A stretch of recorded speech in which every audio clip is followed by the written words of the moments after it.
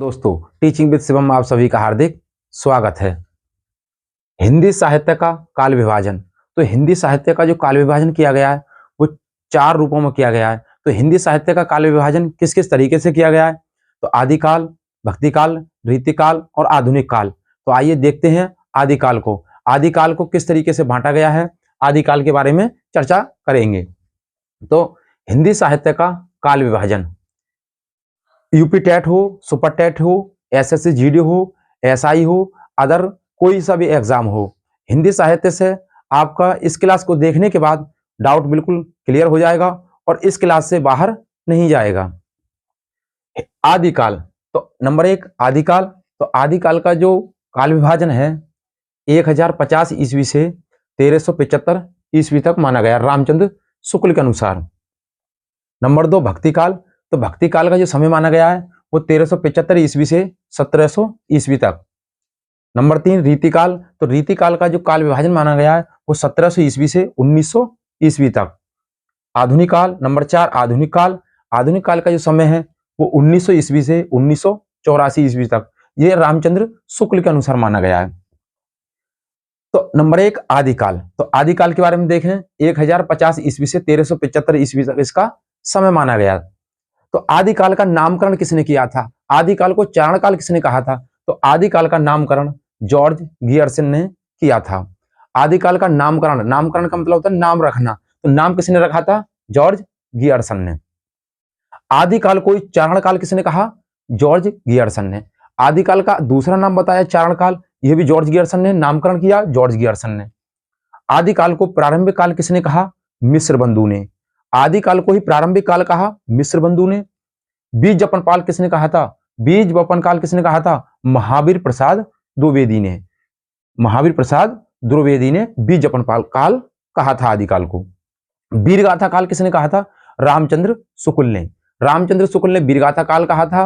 बीज वपन काल महावीर प्रसाद द्विवेदी ने कहा था। प्रारंभिक काल मिस्र बंधु ने कहा था और चारण काल जॉर्ज गियर्सन ने कहा था और नामकरण भी जॉर्ज गियर्सन ने किया था। सामंत काल किसने कहा था? राहुल सांस्कृत्यायन ने कहा था। आदिकाल को आदिकाल किसने कहा था? तो हजारी प्रसाद द्विवेदी ने आदिकाल कहा था। संधिकाल व चारणकाल किसने कहा था? डॉक्टर रामकुमार वर्मा ने कहा था। रामकुमार वर्मा को एकांकी का सम्राट भी कहते हैं। वीरगाथा काव्य किसने कहा था आदिकाल को? तो यह कहा था श्याम सुंदर दास ने। वीरगाथा काव्य श्याम सुंदर दास। वीरकाल किसने कहा था आदिकाल को? वीरकाल किसने कहा था? विश्वनाथ प्रसाद जी ने कहा था। तो वीरकाल विश्वनाथ प्रसाद जी, वीरगाथा काव्य श्याम सुंदर दास जी। आदिकाल के अंदर 2 भाषाएं आती हैं। 2 भाषा कौन कौन सी?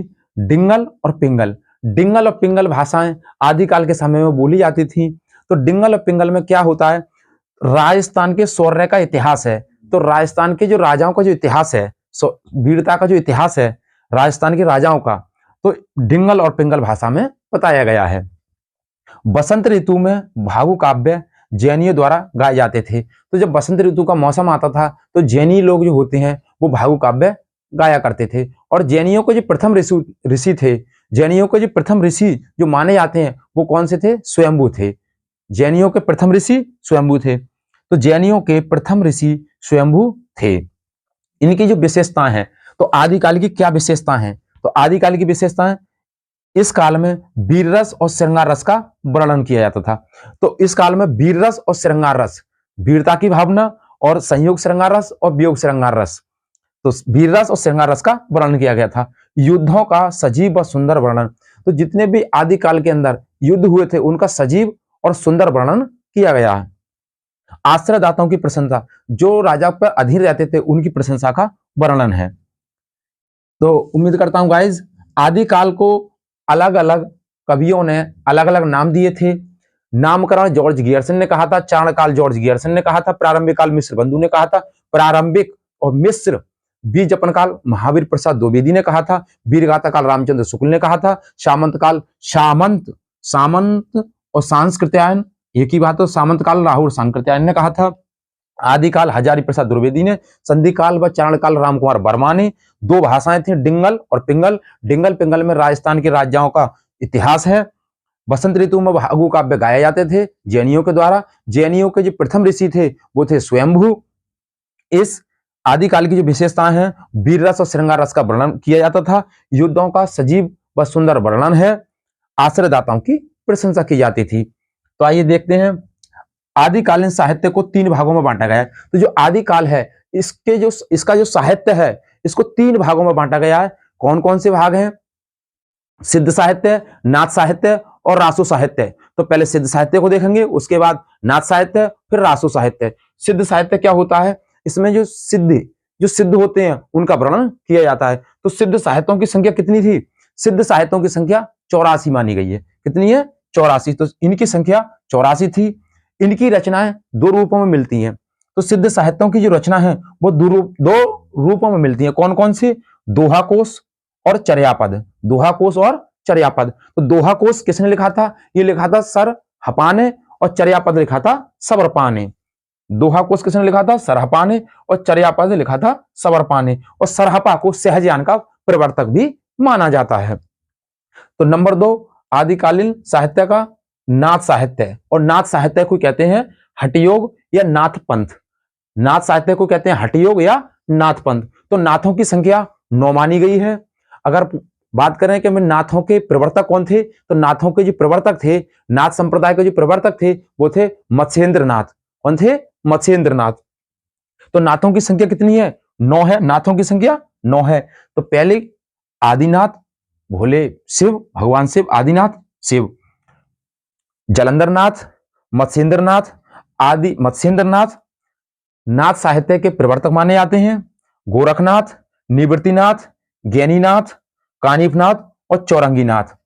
तो नाथ साहित्य से प्रश्न यहीं से पूछा जाएगा कि नाथ साहित्य के प्रवर्तक कौन माने जाते हैं। तो नाथ साहित्य के प्रवर्तक मत्स्येंद्रनाथ माने जाते हैं। नाथों की संख्या 9 होती है। नंबर 3 आता है रासो साहित्य। नंबर 3 रासो साहित्य। आदिकालीन साहित्य को 3 भागों में बांटा गया, सिद्ध साहित्य, नाथ साहित्य और रासो साहित्य। तो सिद्ध साहित्य हो चुका है, नाथ साहित्य, उसके बाद आता है रासो साहित्य। तो रासो साहित्य में कौन कौन थे? तो रासो साहित्य में जो पहली है वो है पृथ्वीराज रासो। पृथ्वीराज रासो। तो पृथ्वीराज रासो ये किसकी रचना है? तो ये रचना है चंद्रबरदाई की। किसकी रचना है? चंद्रबरदाई की। तो पृथ्वीराज रासो है क्या? हिंदी साहित्य की प्रथम रचना। हिंदी साहित्य की प्रथम रचना कौन सी है? पृथ्वीराज रासो। हिंदी का प्रथम महाकाव्य, हिंदी का प्रथम महाकाव्य भी है और हिंदी साहित्य की प्रथम रचना भी है पृथ्वीराज रासो। पृथ्वीराज रासो कैसी रचना है? अर्ध प्रमाणिक रचना है।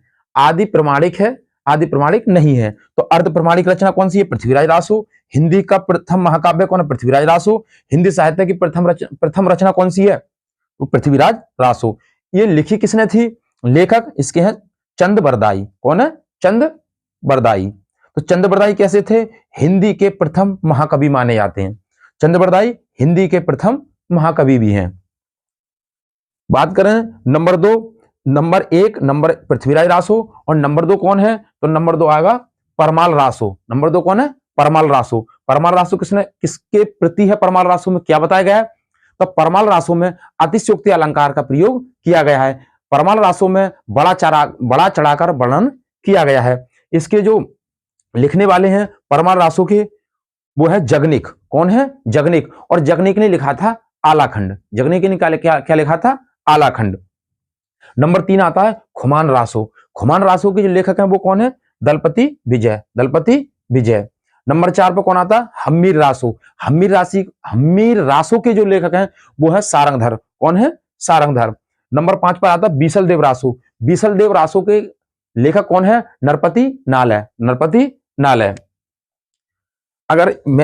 अगर आपसे किसी भी टीजीटी पीजीटी के एग्जाम में इसको क्रम लगवा लेता है, इसलिए मैंने इसको क्रम से बोला है। तो पहला आता है पृथ्वीराज रासो, नंबर 2 पर परमाल रासो, नंबर 3 पर खुमान रासो, नंबर 4 पर हम्मीर रासो, नंबर 5 पर बीसल देव रासो। फिर उसके बाद आता परमचर्यु। परमचर्यु किसने लिखा था? तो परमचर्यु लिखा था स्वयंभू ने। परमचर्यु किसने लिखा था? स्वयंभू ने। उसके बाद आता जय मयंक जस चंद्रिका। जय मयंक जस चंद्रिका। तो जय मयंक जस चंद्रिका किसने लिखी थी? मधुकर भट्ट ने लिखी थी। किसने लिखी थी? मधुकर भट्ट ने लिखी थी। फिर अगले आता है श्रावकाचार। तो श्रावकाचार साहित्य किसने लिखा था? सिराब काचक। रासो साहित्य किसने लिखा था? देवसेन ने। किसने लिखा था? देवसेन ने। संदेश रासक, संदेश रासक किसने लिखा था? अब्दुल रहमान ने। अब्दुल रहमान ने। बीसल देव रासो, हमीर रासो, बीसल देव रासो हो, हमीर रासो हो, परमाल रासो हो, खुमान रासो हो, इनका टीजीटी पीजीटी बड़े एग्जामों में क्रम लगाने के लिए आता है, इसलिए मैंने इसको क्रम से लिखा है। नंबर 1, नंबर 2, नंबर 3, नंबर 4 और नंबर 5, इसका क्रम भी डाल रखा है। बड़ी परीक्षाओं में पूछा जाता है। इस साहित्य के अंदर एक और कवि आते हैं, अमीर खुसरो। कौन आते हैं भैया? अमीर खुसरो। तो अमीर खुसरो कौन थे? तो अमीर खुसरो हिंदी खड़ी बोली के जनक माने जाते हैं। हिंदी खड़ी बोली का जनक कौन है? अमीर खुसरो। और अमीर खुसरो तबला, सितार वादक और कव्वाली और तराना गाते थे। तो तबला वादक थे, सितार वादक थे, तराना गाते थे और कव्वाली भी गाते थे। तो कव्वाली तराना गाने वाले, तबला वादक, सितार वादक कौन है? अमीर खुसरो। और इनकी एक बहुत ही महत्वपूर्ण थी पहेलियां लिखना, और ये पहेलियां लिखते थे। कौन? अमीर खुसरो। अमीर खुसरो पहेलियां लिखते थे। और राम कुमार वर्मा ने अवधी भाषा का इन्हें जनक माना है। राम कुमार वर्मा जी ने, राम कुमार वर्मा जो एकांकी के सम्राट थे, उन्होंने अमीर खुसरो को अवधी भाषा का जनक माना है। तो उम्मीद करता हूं गाइज, आदिकाल का पूरा विभाजन किया है। आदिकाल को 3 भागों में बांटा गया, नाथ साहित्य, सिद्ध साहित्य और रासो साहित्य के अंदर। तो अगर वीडियो अच्छी लगी हो तो वीडियो को शेयर करें, सब्सक्राइब करें, लाइक करें और कमेंट बॉक्स में अपना सुझाव अवश्य दें। ऑल द बेस्ट, थैंक्स, जय हिंद, जय भारत।